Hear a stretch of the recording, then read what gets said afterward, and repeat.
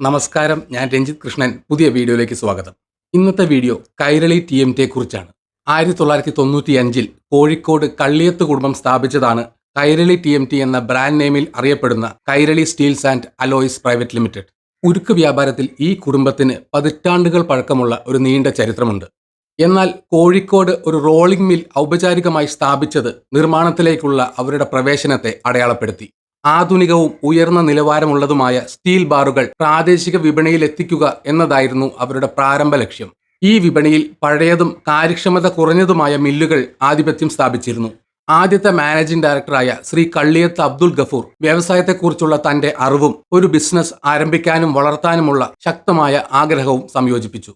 അദ്ദേഹം German EQR thermo mechanical treatment ടെക്നോളജിയിൽ നിക്ഷേപം നടത്തി. EQR എന്നാൽ എർത്ത്ക്വേക്ക് റെസിസ്റ്റൻസ്, അതുപോലെ തെർമോ മെക്കാനിക്കൽ ട്രീറ്റ്മെന്റിന്റെ ചുരുക്കമാണ് TMT. സ്റ്റീലിന് സ്ട്രെങ്ത്തും മറ്റും കൂട്ടാനുള്ള ഒരു പ്രോസസ്സാണിത്. ഭൂകമ്പ മേഖലകളിൽ ഊർജം ആഗിരണം ചെയ്യാൻ കഴിവുള്ള ബാറുകൾ എന്ന നിലയിൽ കൈരളി TMTയുടെ പ്രശസ്തിക്ക് ഇത് വഴിയൊരുക്കി. കനത്ത മഴയ്ക്കും ഇടയ്ക്കിടെയുള്ള ഭൂചലനങ്ങൾക്കും സാധ്യതയുള്ള ഒരു പ്രദേശത്ത് ഇത് ഒരു നിർണായക നേട്ടമായിരുന്നു. ആദ്യ ദശകത്തിൽ കൈരളി TMT ശക്തമായ ഉൽപാദനശേഷി വളർത്തുന്നതിലാണ് ശ്രദ്ധ കേന്ദ്രീകരിച്ചത്.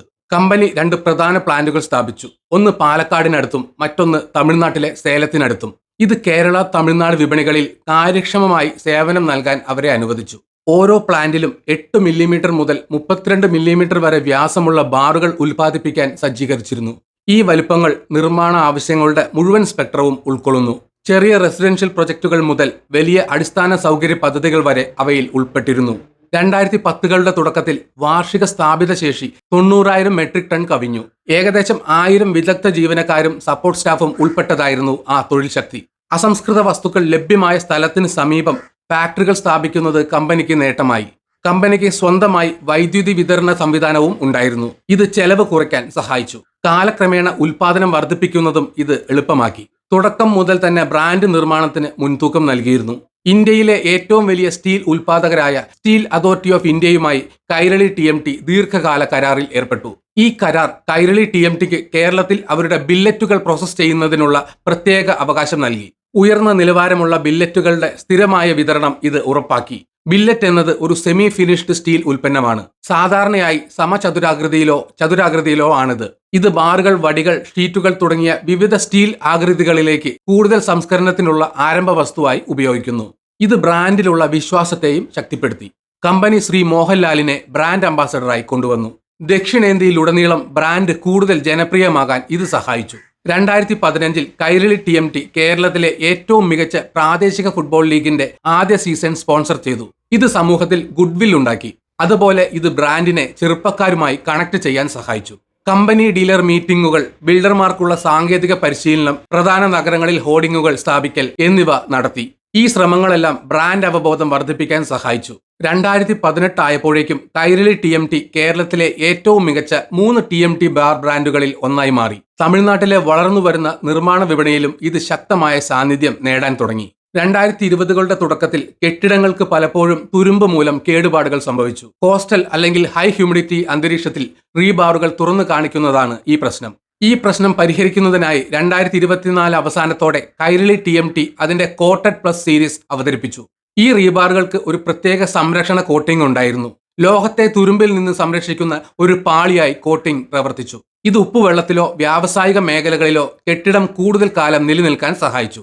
കൈരളി TMT കോട്ടഡ് പ്ലസ് റീബാറുകളെ ഉയർന്ന നിലവാരമുള്ള ഉൽപ്പന്നങ്ങളായി പ്രോത്സാഹിപ്പിച്ചു.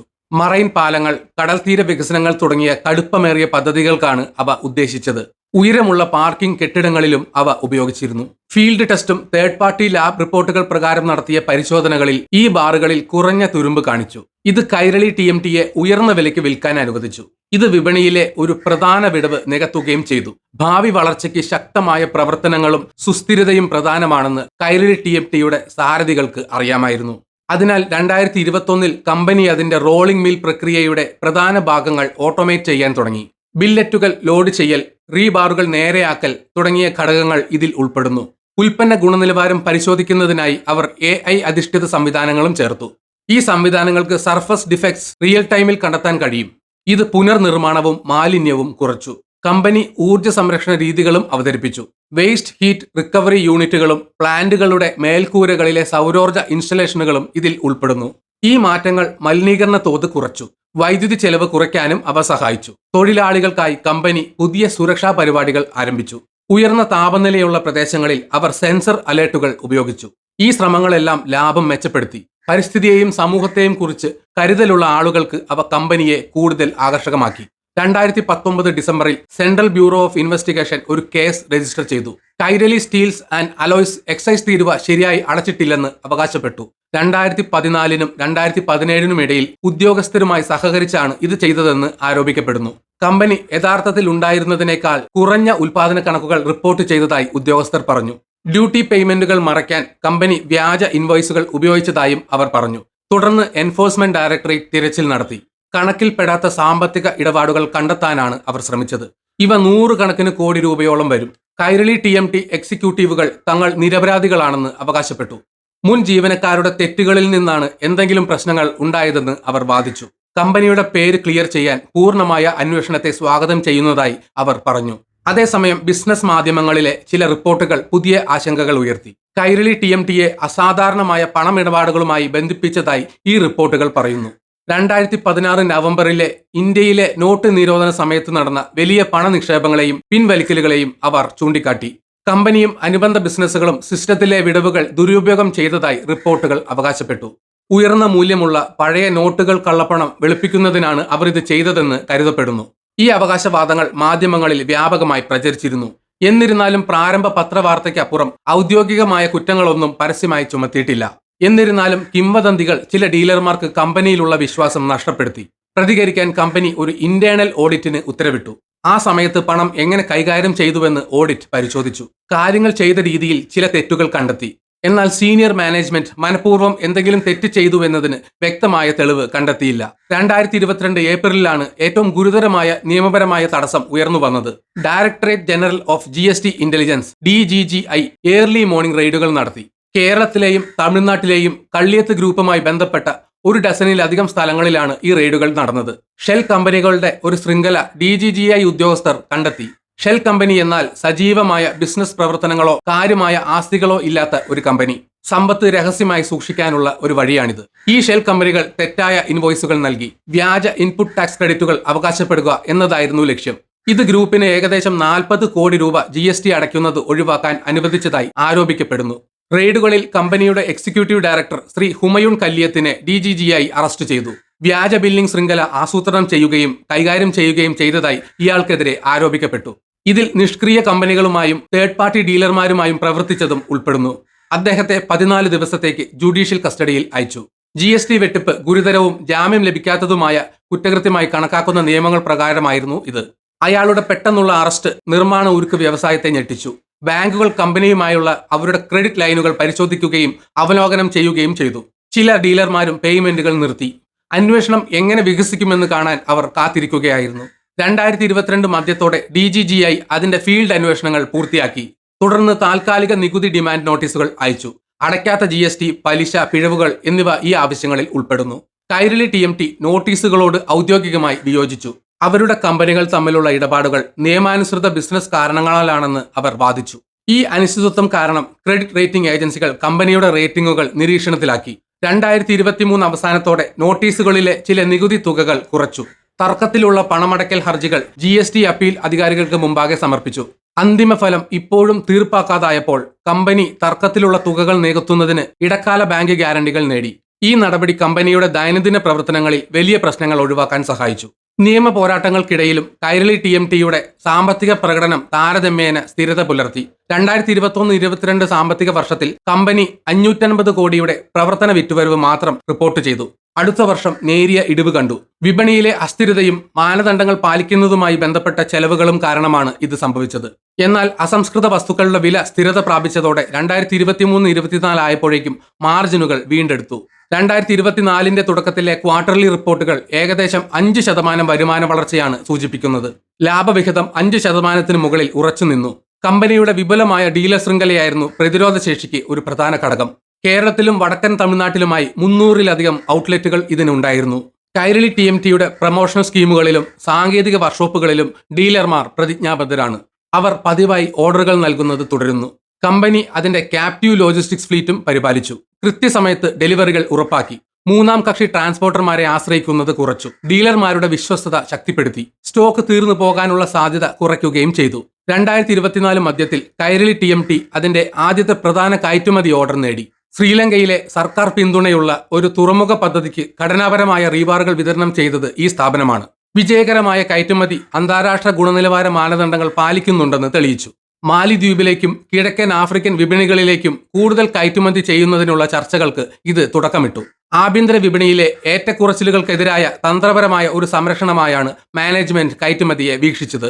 2027 ആകുമ്പോഴേക്കും 1000 കോടി വരുമാനം നേടുക എന്ന ലക്ഷ്യം കൈവരിക്കുന്നതിനുള്ള ഒരു വളർച്ചാ മാർഗം കൂടിയായിരുന്നു ഇത്. ബിസിനസിനപ്പുറം കൈരളി TMT സാമൂഹിക ലക്ഷ്യങ്ങൾ പിന്തുടർന്നു. 2023 അവസാനത്തിൽ ഡയറക്ടർ പഹശീല കള്ളിയത്ത് ഒരു റിക്രൂട്ട്മെന്റ് ഡ്രൈവ് ആരംഭിച്ചു. ഒരു വാഹനാപകടത്തെ തുടർന്ന് അദ്ദേഹം വീൽ ചെയറിലാണ്. സ്ത്രീകൾക്കും ശാരീരിക വൈകല്യമുള്ളവർക്കും തൊഴിൽ നൽകുന്നതിലാണ് ഈ ഡ്രൈവ് ശ്രദ്ധ കേന്ദ്രീകരിച്ചത്. പ്ലാന്റ് പ്രവർത്തനങ്ങളിൽ പരിശീലനം നൽകി. സേഫ്റ്റി, മെറ്റലർജി എന്നിവയിൽ ഇത് സർട്ടിഫിക്കേഷനുകളും നൽകി. ഇത് കൈരളി TMTയെ ഇത്തരമൊരു സമഗ്ര പരിപാടി ഫോർമലൈസ് ചെയ്യുന്ന കേരളത്തിലെ ആദ്യത്തെ വ്യാവസായിക സ്ഥാപനങ്ങളിൽ ഒന്നാക്കി മാറ്റി. മുൻപ് 2015 ഒരു പ്രാദേശിക ഫുട്ബോൾ ലീഗിന്റെ ആദ്യ സ്പോൺസർഷിപ്പ് മുതൽ കമ്പനി കമ്മ്യൂണിറ്റി ഇടപെടൽ വർദ്ധിപ്പിച്ചു. പിന്നോക്ക പശ്ചാത്തലങ്ങളിൽ നിന്നുള്ള എഞ്ചിനീയറിംഗ് വിദ്യാർത്ഥികൾക്കുള്ള സ്കോളർഷിപ്പുകൾ ഇത് ധനസഹായം നൽകി. ഗ്രാമീണ ജില്ലകളിൽ സൗജന്യ മെഡിക്കൽ ക്യാമ്പുകൾ സംഘടിപ്പിച്ചു. വാർഷിക രക്തദാന ക്യാമ്പുകൾ ഒരു പതിവായി മാറി. സംസ്ഥാന ആരോഗ്യ വകുപ്പുകളുമായി സഹകരിച്ചാണ് ഇവ നടത്തിയത്. കമ്പനിയുടെ CSR വിഭാഗം അടിസ്ഥാന സൗകര്യ പിന്തുണ വാഗ്ദാനം ചെയ്തു. നിരവധി പഞ്ചായത്തുകളിലെ സ്കൂൾ കെട്ടിടങ്ങൾക്കുള്ള ഉരുക്കും ഇതിൽ ഉൾപ്പെടുന്നു. ഈ സംരംഭങ്ങൾ കൈരളി TMTയുടെ സമൂഹാധിഷ്ഠിത ബ്രാൻഡ് എന്ന പ്രതിച്ഛായയെ ശക്തിപ്പെടുത്തി. സ്ഥാപകനും ദീർഘകാലം മാനേജിംഗ് ഡയറക്ടറുമായിരുന്ന ശ്രീ അബ്ദുൽ ഗഫൂറിന്റെ പെട്ടെന്നുള്ള മരണം 2024 ഫെബ്രുവരിയിൽ ഒരു നിർണായക നിമിഷമായിരുന്നു. 3 പതിറ്റാണ്ടോളം അദ്ദേഹം കമ്പനിയെ നയിച്ചു. അദ്ദേഹം സാങ്കേതിക വൈദഗ്ധ്യവും ഡീലർ പങ്കാളിത്തവും കെട്ടിപ്പടുത്തു. അദ്ദേഹത്തിന്റെ വിയോഗം ഒരു അടിയന്തര നേതൃത്വ പരിവർത്തന പദ്ധതിക്ക് കാരണമായി. ഈ പദ്ധതി ആർട്ടിക്കിൾസ് ഓഫ് അസോസിയേഷന്റെ ചട്ടങ്ങളിൽ ഉൾപ്പെടുത്തിയിരുന്നു.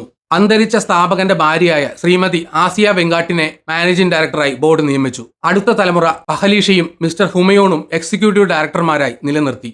നിരവധി സ്വതന്ത്ര ഡയറക്ടർമാരെ ബോർഡിലേക്ക് ചേർത്തു. അവർക്ക് ധനകാര്യം, സ്റ്റീൽ സാങ്കേതിക വിദ്യ, കോർപ്പറേറ്റ് ഭരണം എന്നിവയിൽ പശ്ചാത്തലമുണ്ടായിരുന്നു. ഇത് സുതാര്യത വർദ്ധിപ്പിച്ചു. നിയമപരമായ തർക്കങ്ങൾ പരിഹരിക്കുന്നതിന് മുൻഗണന നൽകുമെന്ന് പുതിയ നേതൃത്വം പ്രതിജ്ഞയെടുത്തു. നിയന്ത്രണ ഏജൻസികൾ, ബാങ്കർമാർ, പങ്കാളികൾ എന്നിവരുമായി തുറന്ന ചാനലുകൾ നിലനിർത്തുമെന്ന് അവർ വാഗ്ദാനം ചെയ്തു. 2024 സെപ്റ്റംബറിൽ ക്രിസിലും ഇന്ത്യ റേറ്റിംഗുകളും കൈരളി സ്റ്റീൽസ് ആൻഡ് അലോയ്സിനെ rating watch with developing implications പ്രകാരം ഉൾപ്പെടുത്തി.